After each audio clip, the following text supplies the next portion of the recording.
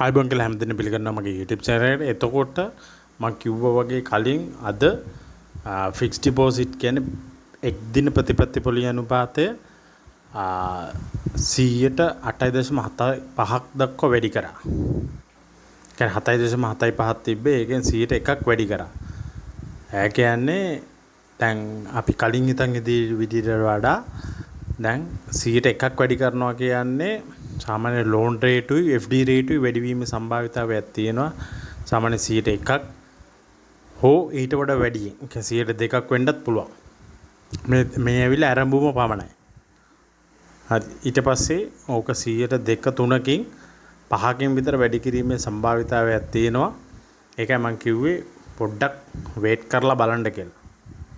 120 ගණන් නම් එන්නේ නැති වෙන්න පුළුවන්. නමුත් දැන් 100ට 8නේ තියෙන්නේ. දැන් 100ට 10 විතර කරයි.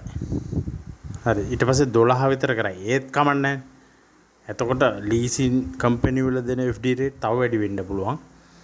ඒ වුණාට මම නම් කියන්නේ ලීසින් කම්පැනිස් වල දානකොට පොඩ්ඩක් ඔය people leasing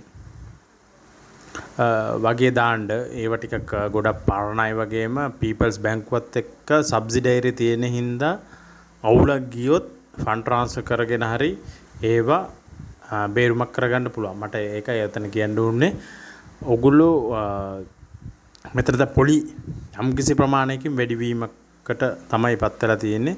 ඒතර ලෝන් රේටුත් ඔය ගමම වැඩි වෙනවා. මොකද එකපාරට ලොකුවට වැඩි කරන්නේ නැහැ. මොකද ලෝන් රේටුත් වැඩි වෙනවා. එතකොට බිස්නස් වලට ලෝන් ගන්න බැරුව වර්කින් කැපිටල් ලෝන් ගන්න බැරුව ඔක්කොම ගන්න බැරුව ඒක වැටෙන්නත් පුළුවන්.